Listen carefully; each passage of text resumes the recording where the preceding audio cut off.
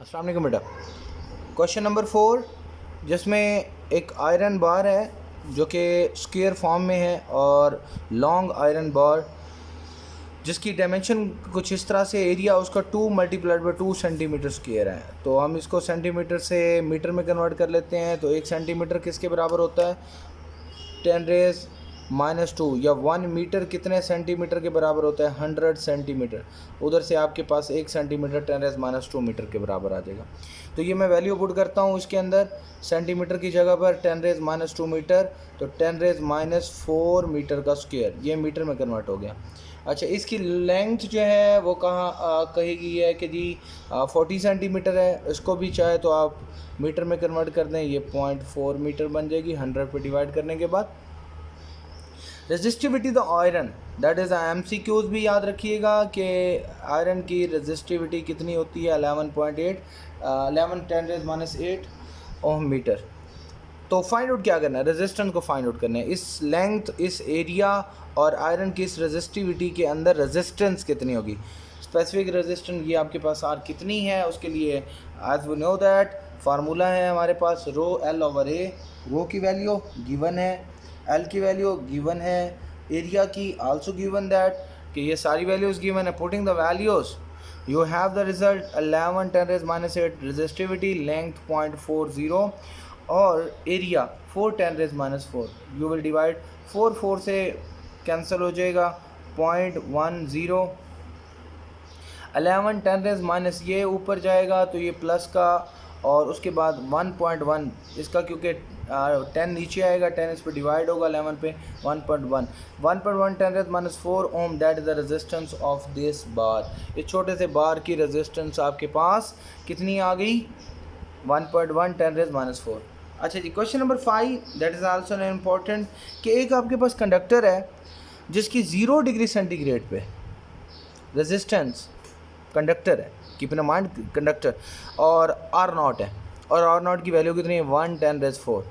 अब आपको पता है कंडक्टर के अंदर temperature is directly proportional to the resistance.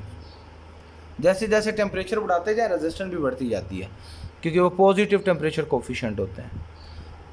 अब वो कहता है कि T1 0 डिग्री सेंटीग्रेड के ऊपर ये वैल्यू है, T2 500 डिग्री सेंटीग्रेड अगर इसका बढ़ा दिया जाए तो आप बताएं इसकी रेजिस्टेंस कितनी होगी? यानी 500 डिग्री पे ये रेजिस्टेंस कितनी हो चुकी होगी, वो फाइंड आउट करना है।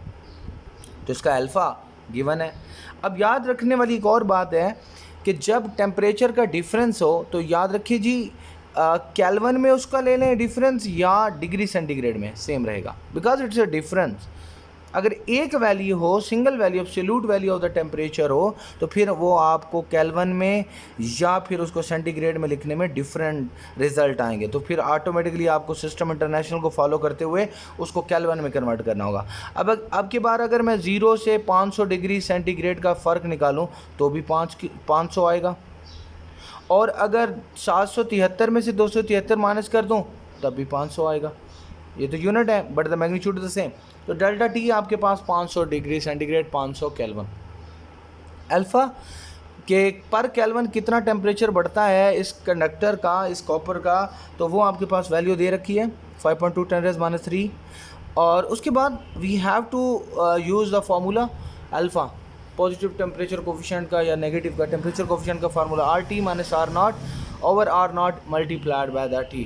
अब इसको थोड़ा सा शफल करते हैं, इसको इससे मल्टीप्लाई, इसको इससे, तो RT - R0 is equal to alpha R0। R0 को इस दूसरी तरफ ले जाते हैं, तो जब R0 को दूसरी तरफ ले गए तो ये आपके पास दो टर्म है R0। टेक कॉमन, इसको कॉमन ले लें, और कॉमन लेने के बाद आपके पास 1 इधर 1 बचेगा plus alpha multiplied by T। बेटा R0 की वैल्यू पुट करें, ये 1/10⁻⁴